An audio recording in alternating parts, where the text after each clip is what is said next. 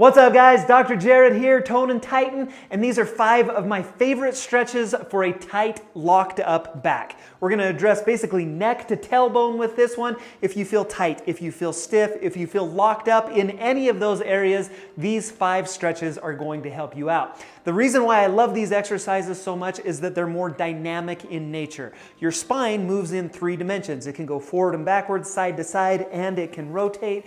It's important that in order to stretch it out completely, in order to help you to feel as good as you can, we address each one of those motions. We stretch into each one of those directions. That's exactly what you're gonna get with this video, and I hope they help you out. First exercise coming your way right now. This first stretch is one of my favorite for your upper back and the area between your shoulder blades. If you're feeling tight or locked up in that area, try some of these out. This is going to be a modified child's pose or a kneeling thoracic extension stretch. This is what it looks like right here. You're going to come to your bed or a couch, or kind of the 2 surfaces that work the best. Something soft underneath your knees so that you can stay here for a little bit longer time without any knee irritation.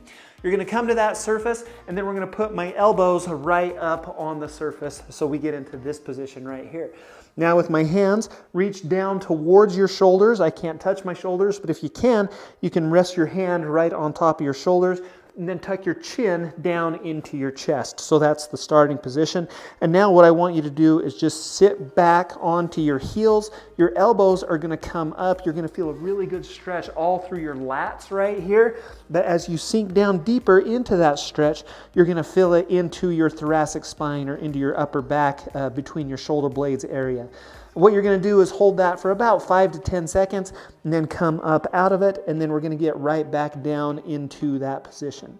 This is a great way to decompress your back, to kind of alleviate some of the pressure between your discs and between the vertebrae as you get into and out of this position. And typically what I recommend is that people repeat that about 5 times. Next, let me show you one of my favorite rotation stretches for your upper back. What you're going to do is get into this position. So I'm tall kneeling, my left foot is out in front of me, my right knee's on the ground. I'm gonna try to keep my right hip on the ground, or excuse me, against the wall, and I'm gonna keep my right shoulder against the wall as well. What I want to do is get into this position with both of my hands as I reach forward, so I'm kind of diving my hands forward in this direction. As that happens, separate your hands. This hand continues to slide as this one opens up, and that introduces that rotation into your back. Now, ideally, we would get this one back as far as we can, hold that there for about 3 to 5 seconds, and then return to that starting position. So I'm gonna slide this arm along the wall. As that happens, I'm opening up with my other hand as far as I can go. The other thing that I like to do is look. So with my eyes, I'm gonna follow my hand into that rotation motion just to introduce more of a stretch, more mobilization through my upper back and through my neck. And so we're right here, we're gonna stretch and reach, we're gonna hold 3 to 5 seconds and then return to that starting position. Stretch and reach one more time, looks just like that. Typically what I tell people is about a 3 to 5 second hold. We're gonna repeat about 5 to 10 times on each side. We'll now start to shift our attention a little lower into the lower back, but there are ways that we can include the upper back with it. One of my favorite ways to do that is with the lumbar rotation stretch. You're going to lay down on your back and then with one knee bent. So I'm gonna kick my left leg straight and I'm gonna bend my right leg. I'm gonna bring it up into this position. With my left hand, I'm gonna grab the outside of my right knee, and then I'm going to pull that knee over towards my left side until I get a good stretch here in my right lower back.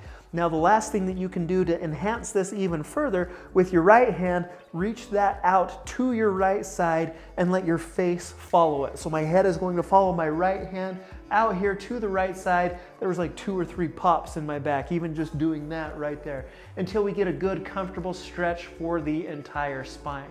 I would hold that for about 5 to 10 seconds, return back to maybe this neutral starting position right here, and then repeat that again. So we're gonna come here, we're gonna hold for about 5 to 10 seconds, good stretch through that entire back, and then we're gonna return back to the starting position. And then of course, I would want to keep that even. I'm gonna pop it right now. There we go. And so we wanna keep that even. I would repeat that over here to the other side as well. Left hand reaching over, face following the left hand as the right hand pulls the left knee over to the side. It looks just like that. And again, repeat that one about 3 to 5 times. Next is an exercise to stretch out your deep hip rotators and this lower back area as well. This is a modified pigeon pose. Now, I admit I am not the best person to show this because I do have some pretty tight hip rotators. In fact, for me to even get into this position here on the left, you'll see that I can't get my knee down there all the way. So do as I say, not as I do. I'm going to show you on the right side because that's a little more mobile. You're going to come to your table or a counter or a bed, something that's about this height right here. We're going to put one leg up on top, and you'll see ideally I'm going to have my knee at a 90 degree and I'm going to have my hip at a 90 degree as well, and I'd be able to relax that leg down on the surface. Again, I'm showing on my right. I can't do this on my left.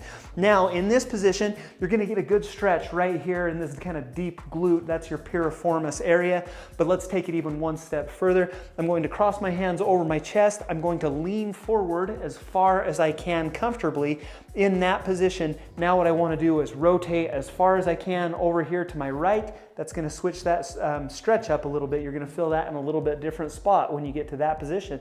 And then I'm also going to rotate over here to my left as much as I can. You're going to feel that again, a different spot in your hip and a different spot in your lower back. I would spend about 3 to 5 seconds here to my left and then rotate nice and slow, spend about 3 to 5 seconds here to my right, and then come back. And so I'm going to repeat that about 5 rotations to each side, but then I would repeat that on both sides. I'm going to stretch my left side out right now. This last stretch is one of my favorite for your hip flexors and for your lower back muscles.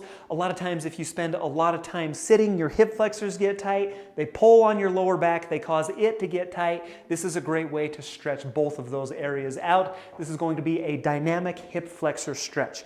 What I'm going to do is get into this tall kneel position with my left knee down on the ground, my right leg is right here forward, my right foot's down on the ground in front of me. With really good posture, I'm going to lean forward, put more weight onto that right foot until I get a really good stretch right through the left front of this hip. That's through that left front hip flexor. But now what I can do is I can take it even one step further. With my hands, I'm going to reach up and over my head and then away from you. So now I'm reaching away from my hip, I'm reaching over to my right, towards my wall, just trying to make this whole left side of my body as long and stretched out as possible. What you're going to feel with that is an enhanced stretch here in the hip, but you also should feel it up into that left lower back as well. So as I get into that hip flexor stretch, I'm going to lean away from it till I get a good comfortable stretch all through that left side. I would hold that for about 5 to 10 seconds, and then I would repeat that 3 to 5 times. Of course, we want to keep everything even, so then we would do it again on the other side according to those same parameters. Now, stretching is important, and stretching will help your lower back to feel good, but it's crucial that you follow that up with core strengthening exercises.